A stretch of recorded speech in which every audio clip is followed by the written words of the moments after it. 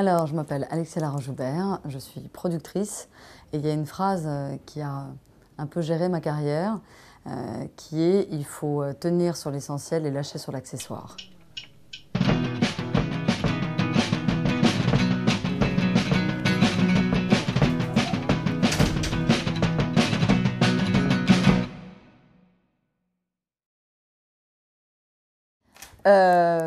Il s'avère qu'il y a beaucoup de gens qui pensent qu'au final, je suis arrivée assez vite, alors qu'en fin de compte, je suis arrivée très lentement.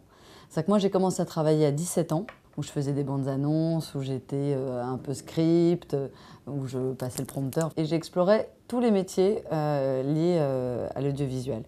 Je pense que j'ai jamais eu peur, ni de demander, ni de l'ampleur des projets.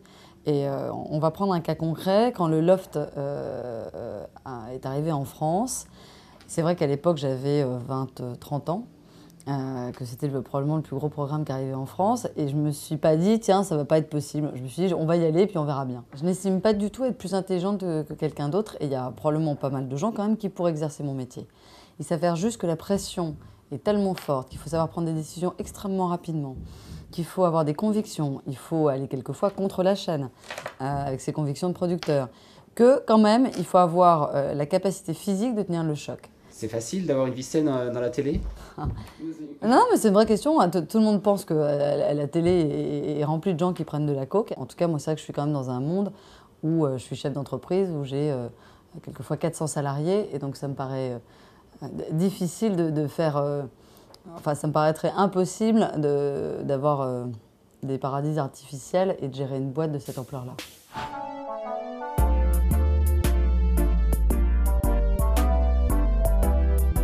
J'ai produit en Guyane, j'ai produit au Brésil, et je prenais l'avion, je dormais une nuit, je repartais le lendemain. Et j'adorais ça, j'avais l'impression d'être vraiment citoyenne du monde. J'en parlais en l'occurrence avec un ami qui est psychologue, et je lui disais mon besoin de me retrouver dans des avions, et que pour me sentir libre, j'ai besoin de monter dans des avions qui font 12 ou 13 heures de trajet. Et en fin de compte, il me disait, mais c'est pas ça du tout. C'est juste que c'est le seul moment où tu décroches vraiment, parce que personne ne peut te joindre. Allô?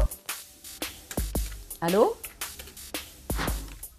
Je suis quelqu'un qui sent bien l'air du temps, mais je suis pas sûre, voilà, je suis pas sûre de pouvoir vous dire ce que sera la télé dans 10 ans, quoi. Déjà parce que je suis pas une sociologue, parce que ce que j'aime moi c'est le terrain, ce que j'aime c'est l'action, ce que j'aime c'est l'organique, et l'organique en général se voit pas à 10 ans, quoi. Je pense que la surprise appartient aux téléspectateurs dans nos métiers, plus qu'aux journalistes, et que moi, quand je veux livrer un programme, je garde le secret pour eux et je leur livre à eux.